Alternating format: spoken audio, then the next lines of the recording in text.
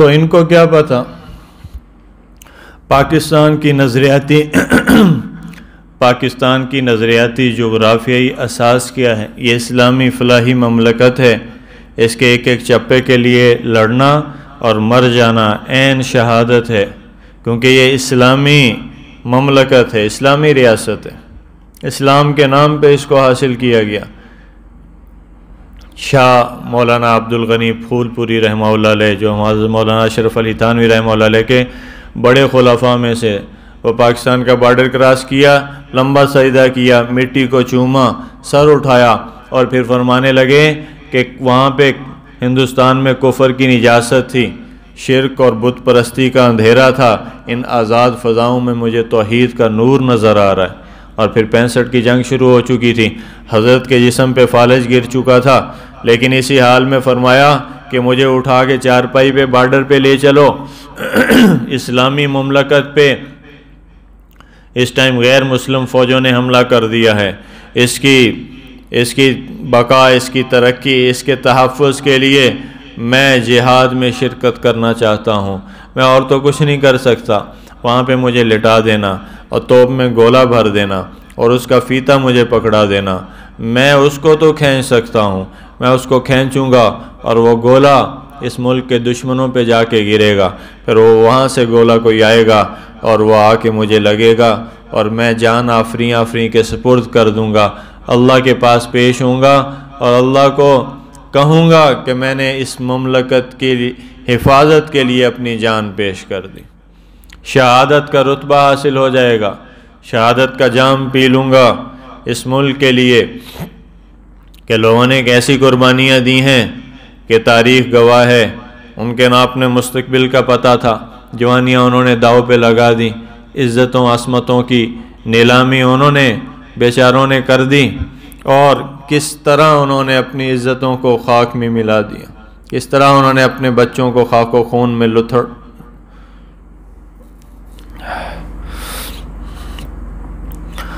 تو جب وہاں سے پاکستان کے لیے چلتے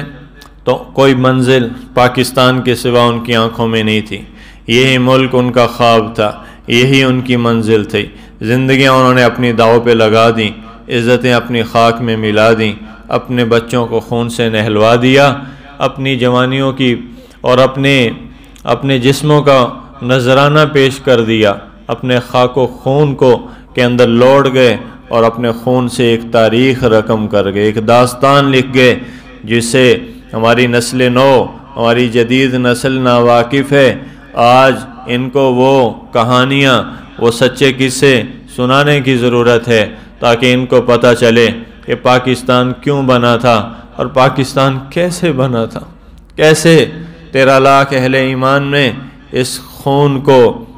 زمین کا رزق بنا کے اس مٹی کے ساتھ وفا کی، اس ملک کے ساتھ وفا۔ تم بھی کرو، تم سے بھی کہتا ہوں تم بھی کرو، اپنے بچوں کو یہ قصے سناؤ، ہجرت کی داستانیں سناؤ، خون چکاں یہ تاریخ ساز انمٹ نقوش رکھنے والی داستانیں، یہ دلوں میں ایمان کو حرارت دیں گی، اس ملک کے ساتھ محبت اور وفا کے رشتے کو استوار کریں گی، اس کو مضبوط کریں گی، ہمارے دلوں میں اس مٹی کی، اس سرزمین کی قدر بیٹھے گی۔ آج جو کہہ رہے ہیں پاکستان نے سانو کی دیتا، پاکستان کی ہے، اگرچہ مشکلات ہیں، اگرچہ حالات ناسازگار ہیں، لیکن اس کے باوجود اس ملک کے ساتھ وفا کرو، اس ملک کے ساتھ وفا کرو۔ وہ جو شہدائے آزادی ہیں زبان حال سے آج ہم سے یہ کہہ رہے ہیں کہ میرے کارواں ہم تھے، روح کارواں تم ہو، ہم تو صرف عنواں تھے، اصل داستاں تم ہو، نفرتوں کے دروازے خود پہ بند ہی رکھنا، اس وطن کے پرچم کو سر بلند ہی رکھنا، یہ وطن تمہارا ہے تم ہو پاسباں اس کے، یہ چمن تمہارا ہے تم ہو نغمہ خواں اس کے، یہ زمین مقدس ہے ماں کے پیار کی صورت، اس چمن میں ہم سب ہیں برگ و بار کی صورت، دیکھنا گوانا مت دولت یقین لوگو، یہ وطن امانت ہے اور تم امی لوگو، یہ وطن تمہارا ہے تم ہو پاسباں اس کے، یہ چمن تمہارا ہے تم ہو نغمہ خواں اس کے۔ چلو یہ سوچیں ہم آج مل کر جو اس وطن سے کیا تھا ہم نے، کیا عہد وہ ہم نبھا رہے ہیں؟ چلو یہ سوچیں، چلو یہ سوچیں۔ یہ آج کا دن سوچنے کا ہے، تجدید عہد وفا کا ہے۔ اس ملک کے ساتھ وفا کرو، اس کی مٹی کے ساتھ وفا کرو، اللہ بہت دیں گے تمہیں۔ اس میں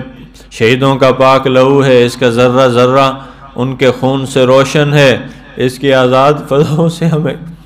کیوں نہ محبت ہو، اس کی آزاد فضاؤں سے ہمیں کیوں نہ الفت ہو کہ ہمارے بڑوں کا خون اس کی مٹی میں شامل، ان فضاؤں میں شامل۔ یہ آزاد فضائیں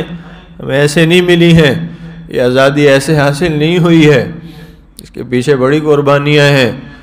اپنی نسل نو کو ان قربانیوں سے آگاہ کرو۔ باجے بجا دینا، سلنسر نکال کے بازاروں کا رخ کر لینا، یہ اس کا حق نہیں ہے، یہ فضولیات ہیں، لغویات ہیں۔ شکر ادا کریں اللہ کا، جو اللہ کا شکر ادا کرتا ہے اللہ نعمت میں اضافہ کر دیتے ہیں۔ نفل پڑھیں شکرانے کے، اللہ نے یہ ملک دیا، وطن دیا، یہ ہمارا گھر ہے، ہمارا چمن ہے، آشیاں ہے ہمارا۔ اس ملک کے ساتھ وفا کرو، بے وفائی نہ کرو اس کے ساتھ۔ جس مقصد کے لیے بنا تھا اس مقصد کی تکمیل ہنوز ابھی تک باقی ہے۔ نجات دیدہ و دل کی گھڑی نہیں آئی، چلے چلو کہ وہ منزل ابھی نہیں آئی۔ نظریاتی فکریاتی یہ بھی آزادی، فکری آزادی بھی ضروری ہے، اس کے بغیر بھی ہم صحیح زندگی یہاں پہ بسر نہیں کر سکیں گے۔ اسلام کے قوانین کا نفاذ، اسلامی قانون یہاں پہ نافذ ہونا، اسلامی ریاست ہے، اسلام کے نام پہ لی گئی۔ پاکستان کا مطلب کیا؟ لا الہ الا اللہ۔ یہی نظام یہاں پہ نافذ ہوگا تو نجات کا ذریعہ بنے گا۔ یہی نظام آئے گا تو دلوں میں محبتیں مودتیں ہوں گی۔ یہی نظام آئے گا تو یہ چوریاں چکاریاں، یہ ڈکیتیاں، یہ بد امنی، یہ قتل و غارت کے بازار جو گرم ہیں یہ ختم ہوں گے۔ یہ نظام آئے گا تو دلوں کو سکون ملے گا، اطمینان ملے گا، اللہ کی رحمتوں اور برکتوں کی بارشیں ہوں گی۔ تو اس لیے اس کے لیے کوشش کریں، اس ملک کے ساتھ وفا کریں، اپنے بڑوں کی قربانیوں کو یاد رکھیں، ان کے قصوں کو سنتے رہا کریں، ان کی قربانیوں کی داستانوں کو پڑھتے رہا کریں کہ کیسے یہ ہمارا شفیع کسائی تھا 16 چک کا، یہاں کا 4 بہنوں کو اس نے اپنے ہاتھ سے ذبح کیا تھا ان کی عزت بچانے کے لیے۔ یہ پاکستان کس طرح انہوں نے کنووں میں چھلانگیں لگا دی، پاکیزہ پاک بیٹیاں، انہوں نے اپنے جانوں کے نذرانے پیش کیے، اپنی عزتوں کے نذرانے پیش کیے اس ملک کے لیے،